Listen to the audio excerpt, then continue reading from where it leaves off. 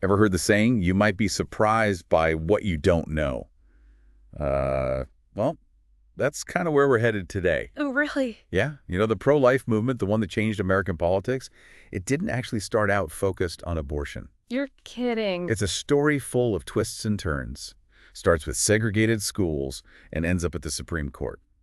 Today, we're going deep into the history and the motivations of the American pro-life movement, trying to understand how it became so powerful and what it means for us now. Especially now, yeah. It's a history many don't get right. Yeah. Especially those of us who lived through Roe v. Wade. For this deep dive, we'll be looking closely at an interview with journalist Megan Burbank from the You're Wrong About podcast. She gives a really interesting perspective on this complicated topic. Yeah, for sure.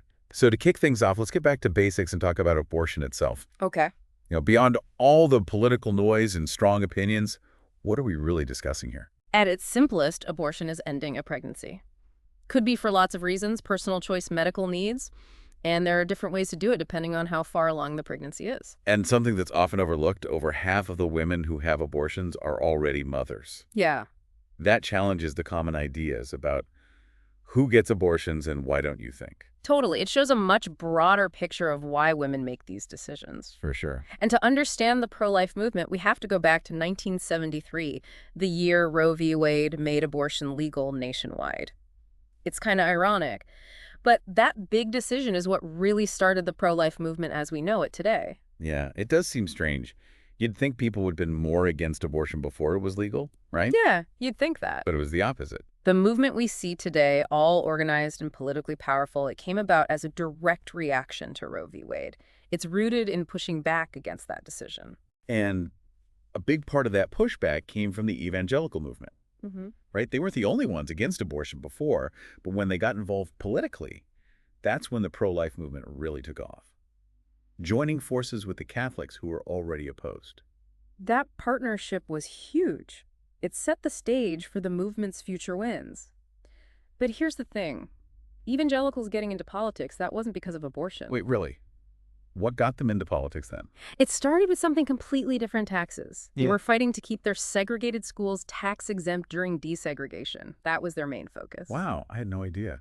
That seems totally unrelated to abortion. It might seem that way at first, but it shows they were thinking strategically about politics. This wasn't just about one moral issue.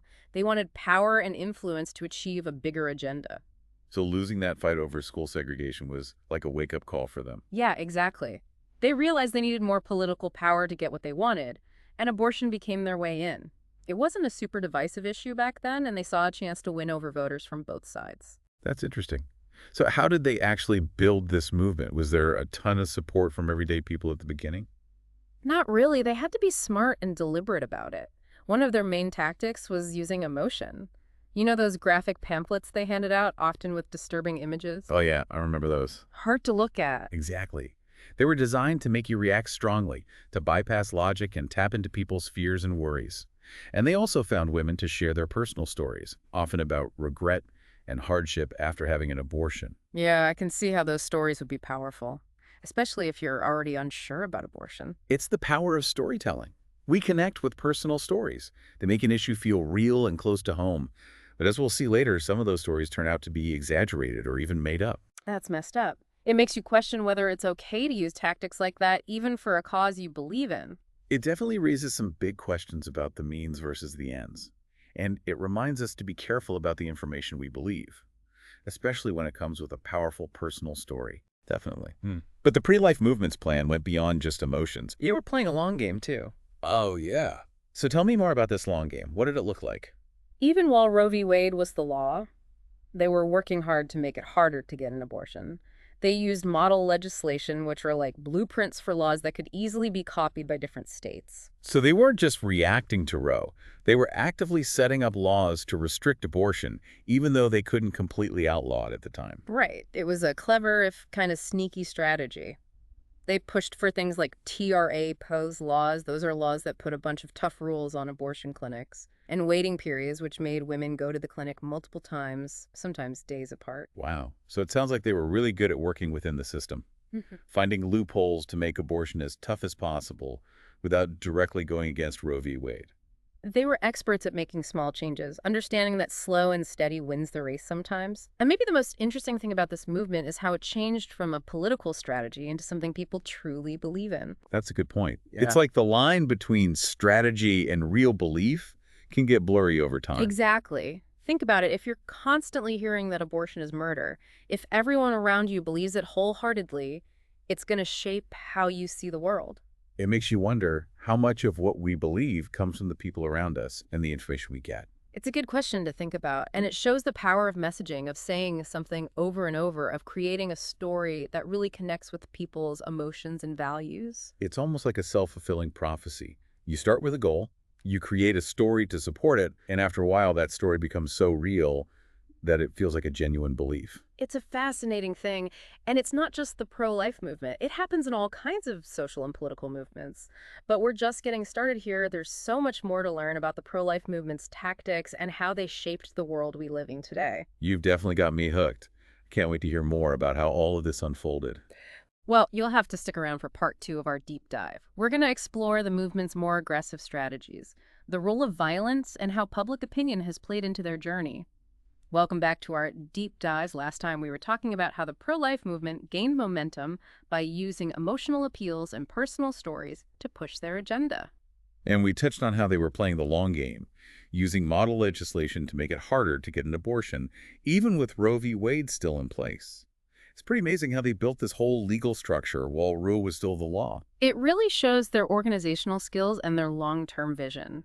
They knew that change doesn't happen overnight. It takes time, especially when you're trying to change deeply ingrained social norms. So they were already preparing for a world without Roe before most people even thought that was a possibility. Exactly. And they were incredibly effective at using incrementalism to get what they wanted. We talked about TRAP laws and waiting periods, but they also pushed for things like parental notification laws and bans on certain abortion procedures. All these rules were meant to make abortion harder to access, both practically and emotionally. Right. They created a whole web of restrictions that, while not directly banning abortion, made it much harder for women to exercise their reproductive rights.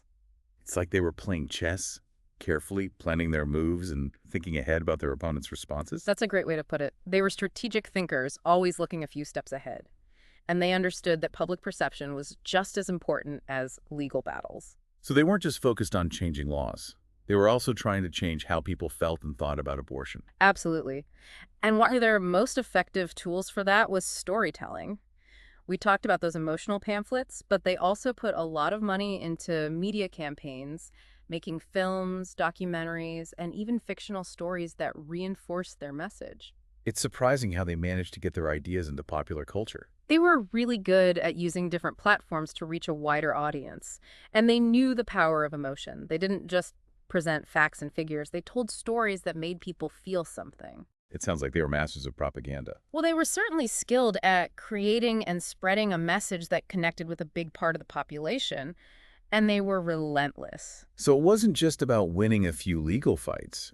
It was about building a movement, a shift in culture that would make overturning Roe v. Wade seem not just possible, but inevitable. Exactly. And that brings us to a darker side of the pro-life movement's history. While their leaders often said they were against violence, there's no doubt that the movement has been linked to some truly horrible things. Yeah, the clinic bombings and the murders of abortion providers are terrifying reminders that this isn't just a debate. It has real consequences in the real world. And while it's impossible to know for sure if those violent acts were directly inspired by the movement's words, it's hard to ignore that they created an atmosphere of fear and threats. It's like they're making abortion providers seem evil, like they deserve to be punished. That kind of language that makes people seem less than human can have dangerous consequences. It makes violence seem okay, even justified. It's a reminder that we need to be responsible with our words and watch out for extremism. Even when you're fighting for something you believe in, there's a line you shouldn't cross. Definitely. And while most pro-life supporters would never be okay with violence, it's important to recognize that this dark side has always been part of the movement. So it's not just about understanding their strategies and tactics.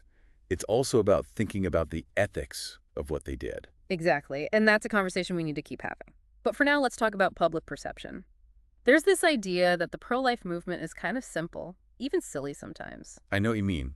Like those over-the-top billboards and the whole Kirk Cameron thing. It's easy to think their fringe are out of touch. But that's a dangerous way to think about them. Underneath that goofy image is a smart and very effective political machine. So we shouldn't be fooled by their looks. They're a powerful force to be reckoned with. Absolutely. They've shown time and again that they can get people to vote, influence laws, and shape the national conversation. They might not always be the most polished or media savvy, but they know how to get things done. And that brings us to now, a world after Roe, where the pro-life movement has achieved its biggest goal. But is it really a victory? Public opinion polls show that most Americans aren't in favor of completely banning abortion. That's true. The Dobbs decision has led to a lot of anger and protests and legal challenges. So while they might have won the battle over Roe, they're now facing a whole new set of problems. Right. They managed to overturn Roe, but they haven't convinced most Americans that they're right. And that's going to be really important for them going forward. It seems like the fight for reproductive rights is far from over. In fact, it might just be starting. And understanding the pro-life movement, their history, their tactics, their strengths, and their weaknesses is essential for anyone who wants to be part of that fight. It's more than just disagreeing with them. It's about recognizing their power, their influence, and their determination. And it's about learning from what they did right and wrong as we try to build a future where everyone has reproductive freedom. This has been really eye-opening. I'm interested to hear what you think this all means for the future of the pro-life movement and for reproductive rights in America. That's a great question, and it's one we're going to dig into in our final segment. We'll explore the challenges and opportunities the pro-life movement faces now and talk about how we can all help create a more just and fair future for reproductive health care. Okay, so we're back for the last part of our deep dive on the pro-life movement. We've covered a lot from their unexpected start with taxes to how they expertly use stories and emotions to get their message across. And we've talked about how they strategically created a movement and changed the laws about abortion in America. But as we said, overturning Roe v. Wade hasn't been the slam dunk they might have thought it would be. People are pushing back, and there are still a lot of different opinions out there. Yeah, that's true. They got a big legal win, but the fight isn't over. So what does this all tell us about the pro-life movement? What are the big lessons here? Well, I keep thinking about their long game, how they planned everything so carefully and thought strategically. They weren't just reacting. They were shaping things. Absolutely. They understood that patience and persistence and small changes over time really work. They were okay with working within the system, slowly making abortion harder to access, even when it seemed impossible. And they were really good at using emotions and personal stories to connect with people on a deeper level. Yeah, they knew facts and figures weren't enough. They had to tap into people's values, their fears, their hopes. It's like they knew something about human nature, how we're often swayed more by feelings than logic. I think you're right. They knew that logic by itself isn't always enough to change deeply held beliefs. They had to go for something deeper, more gut level. And they weren't scared to be controversial even to provoke people. Those graphic pamphlets, the clinic blockades, they didn't care about being liked. They cared about making a difference. It shows that sometimes movements that want to change society have to disrupt things. They have to shake things up and challenge what's normal. But as we said, there's a line between being disruptive and being destructive. The violence that's been linked to the movement, even if their leaders didn't directly support it, is a dark part of their story. For sure. It reminds us that even when you're fighting for something you believe in, you can't go too far. You have to think about the consequences of your actions, both the ones you want and the ones you don't. So where do we go from here? What can we take away from all this? I think the pro-life movement's success shows how powerful it is to be organized, to have a plan and a clear goal. They weren't just reacting to things, they were making things happen. Yeah, it seems like they really understood how to build a movement, how to use emotions, and how to play the long game.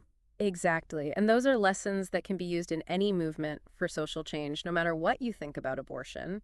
It's about knowing how to speak up for what you believe in, how to work with others, and how to make your voice heard. But it's also about understanding and empathy. The pro-life movement has been criticized for not caring enough about women who are facing tough choices. And that's a fair point. The strongest movements for social change are the ones that can be both strong in their beliefs and kind to those who disagree. They can stand up for what they think is right while still seeing the humanity in those who see things differently. So maybe the way forward is to embrace the complexity of this issue, to see the different sides and find ways to support each other when things are hard.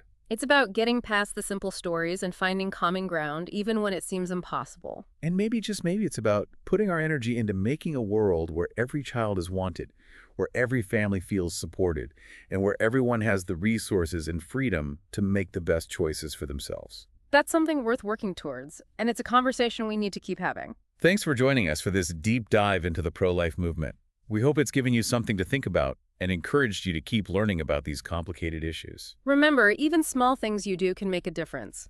Stay informed, have real conversations, and support organizations that are working to make the world a fairer and better place. Until next time, keep learning, keep asking questions, and keep talking to each other.